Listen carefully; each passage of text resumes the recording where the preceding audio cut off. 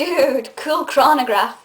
Hey everyone, I've got another Sabrina episode review to talk to you about today, and this is episode, I think, 6 of the second season. I kind of forgot to write down the number, but, you know, the correct number will be up there. And this is Sabrina the Teenage Boy, which I don't know.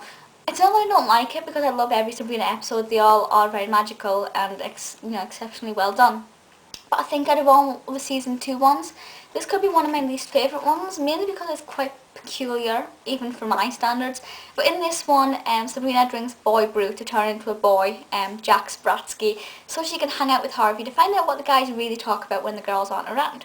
Which I think is a pretty interesting concept. You know, we all kind of want to know what certain people say when we're not around. Sort of a fly on the wall, except I don't know why she didn't choose to just be a fly on the wall, because she does that in later episodes. But no, she had to go to the length of having boy brew, and she changes into a boy. And they've done wonders with that. You know, Melissa, it is actually Melissa playing the boy. When I was younger, I did just assume it was a different person. But no, they've done really well with transforming Melissa into a boy, and she does actually look like a boy. Kind of a girly boy, but a boy nonetheless. And that's very interesting, but she ends up going on a date with Libby.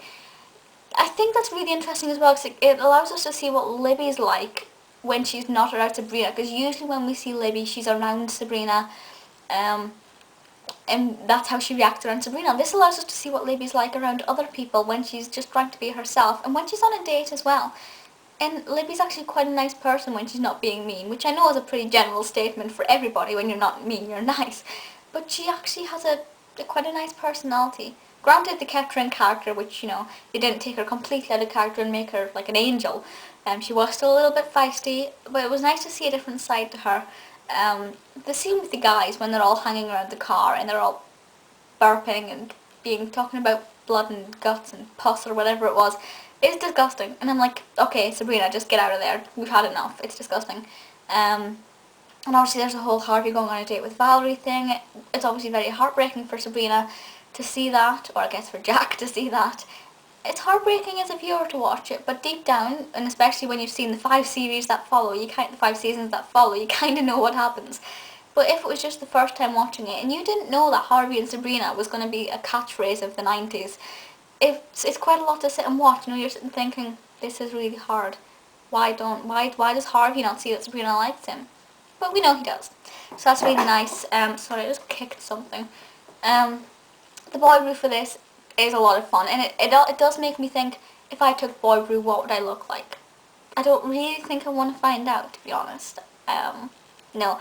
But when Hilda takes the boy brew as well to try and wean off Mr. Kraft, Caroline actually looks fantastic as a man.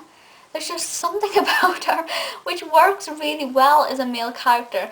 Whereas I don't think, you know, when Zelda took the boy brew, I don't think her character was I don't think it worked as well as a man. So, you know, Beth Broderick, you don't look good as a man. Please stay as a woman. Not that I'm proposing Caroline changes her sex, but that's a completely different story.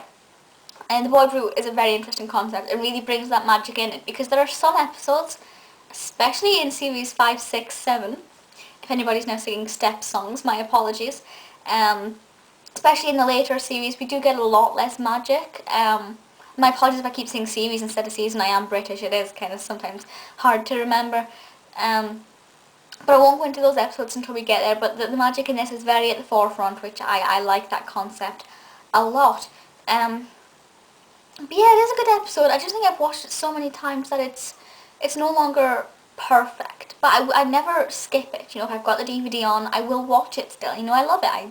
I synchronize the lines with them, or I try to. I can't actually remember every line of this episode. You know, there are some episodes, mainly season 1 and season 3. I know most of the lines by heart. Season 2 is not my favourite. But probably one of my favourite seasons. Mainly, I don't like as much season 7 or season 4. There's just something about those two which are not perfect. I mean, the obvious flaws with season 7, you guys can list them, I'm sure. Season 4 is just not as perfect with stories. I think we lost a lot of really good characters in season 3. You know, we had to say goodbye to Libby. By season 4, Gordy, Jenny, but that was after season 1, you know. So I just think season 4 is a lot to handle, but we'll talk about that when we get there. I am trying to do one of these a week. If I have a gap in my schedule, I will put one of these in there, you know, instead of purposely going to watch an additional film to review or something. I will put a Sabrina episode in there. I know you guys enjoy them. I know you guys love Sabrina, and you can really see the beauty of it.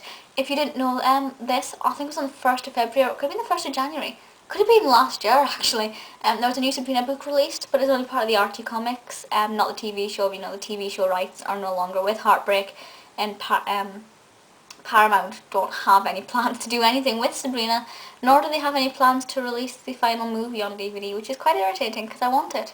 You know, why release one and not the other? What's the point? Everybody go and harass Paramount by email and tell them to get the final movie released on DVD because I want it.